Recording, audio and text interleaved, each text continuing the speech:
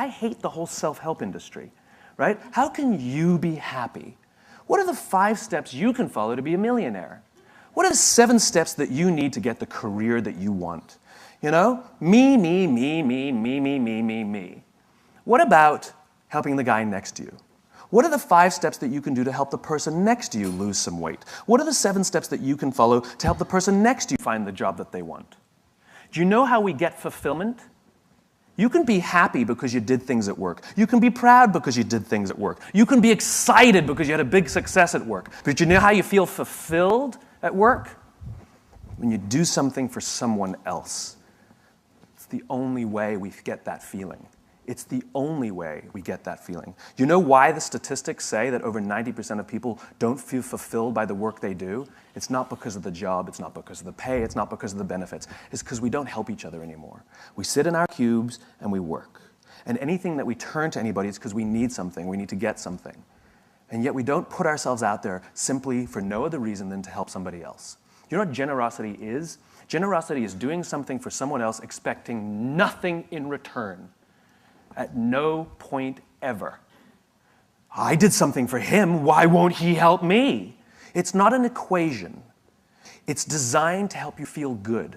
And Mother Nature has given us this feeling when we do something for someone else to encourage us to do it. Because when we are in groups, when we are surrounded by people who believe what we believe, trust emerges and our very survival and progress goes up. Sex feels good. It's why we do it.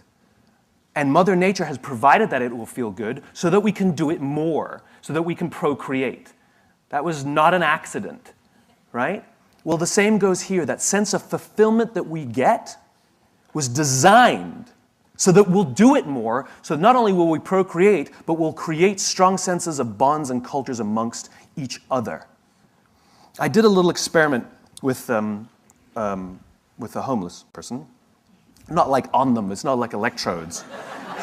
With them, voluntarily helped me. Because the whole idea of giving, right? You've all walked down the street and you've all seen someone begging and you either have or haven't thrown a few pennies in their cup.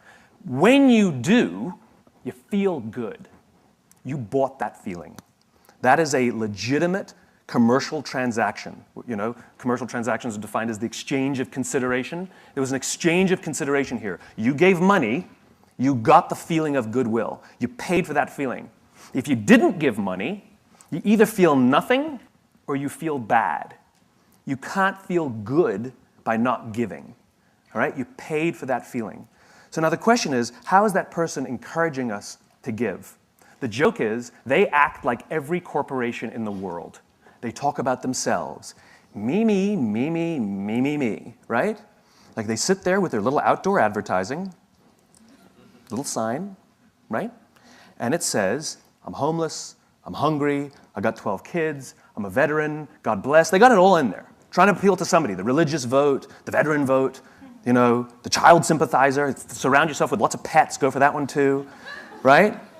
All in an attempt to get something from someone. Takers, not givers, right? All about me. Well, what do corporations do? We've added more RAM, we've added more ROM, we've added more speed. This one's number 1. We're the biggest, we're the best. We've been around since 1969. We're better than them, we're faster than them. We're more efficient than that one. Me, me, me, me, me, me, me, me, me, me. And so even if we buy their product, guess what? I don't really feel much. So I did this little experiment. I found a nice homeless lady on the streets of New York who's willing to help out. And I learned that with her sign, which was pretty typical, I'm homeless, I'm hungry, blah, blah, blah, she makes between $20 and $30 a day for her day's worth of work, 8 to 10 hours of sitting there selling goodwill. 8 to 10 hours, she'll make $20 to $30. $30 is considered a good day. I changed her sign, and the new sign made her $40 in 2 hours. And then she left. It's one of the reasons she's homeless is because she's decided that she only needs $20 to $30 a day to live. If she stayed, she would have made $150. The point is she made $40 in 2 hours. What did the sign say? The sign said, if you only give once a month, please think of me next time. It has nothing to do with the taker. It has everything to do with the giver. And what are the objections people give when they don't give? I can't give to everyone. How do I know that they really need it? And so I address both those concerns. I know you can't give to everyone. So if you only give once a month, my cause is legitimate. I will still be here when you're ready to give. $40, 2 hours. Make it about them, not about you. The fact of the matter is 100% of customers are people. And 100% of clients are people. And 100% of employees are people. I don't care how good your product is. I don't care how good your marketing is. I don't care how good your design is. If you don't understand people, you don't understand business. Do you ever watch Deadliest Catch on the Discovery Channel? I was flipping through the channels one night, and Deadliest Catch came on. And on this episode, they were in a huge storm.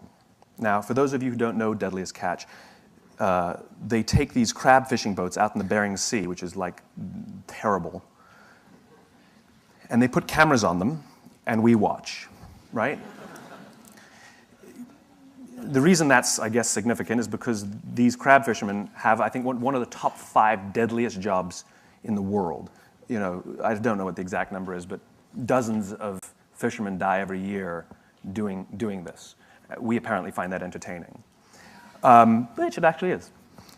So they have cameras only on 5 or 6 of the ships, even though there are many, many, many ships that go out fishing every season. And they don't really come into proximity with each other because, you know, the ocean's huge, and they usually sabotage each other and give each other false information because they're all competitors. They're all looking to get the crabs and, you know, make sure that they find them and somebody else doesn't. And, yeah, it's business, right? It's just business. It's okay. We all do the same thing in our own companies.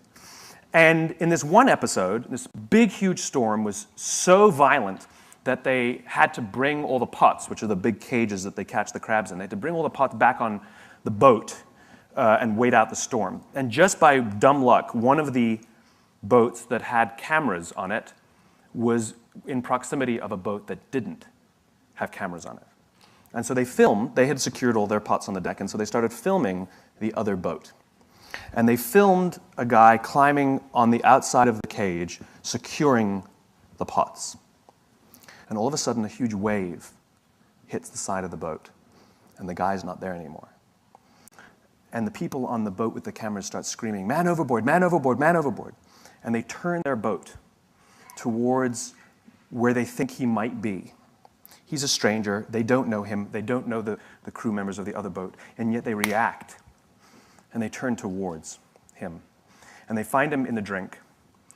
And for those of you who don't understand how dangerous this is, if the water is so cold that if you're in the water for, I think that it's a minute or a minute 30, hypothermia will set in and you die. And they come upon him, and he's screaming, "Don't let me die, don't let me die." And they pull him on board, not out of the woods yet. They strip off his clothes because it's wet and cold, and they wrap blankets around him to prevent hypothermia from setting in. And he survives. And it's overwhelming. And the captain comes down, and this is all on, I mean, you can go watch it on TV. The captain comes down, and he hugs this stranger, this young man, his competitor. He hugs this guy as if he's his own son. I lost it. Everybody is crying. And you realize what happened here was a human interaction. And the reason they risk their own lives to help this other person, even though they spend every other day trying to get ahead and sabotage, is because at the end of the day, they're all crab fishermen. And they know something about each other. And they know something about the risk that they all take to do this. And when push comes to shove, they will put themselves out there to help each other for no other reason than they get it. They're one of the same. I will promise you that every single member of that crew that day went home with a feeling of fulfillment. I promise you that every single person on that crew that day felt more good in their hearts and in their jobs than the richest days that they've ever pulled in. My question is what are you doing to help the person next to you? Don't you want to wake up and go to work for the only reason that you can do something good for someone else? Wouldn't you want them to do that for you?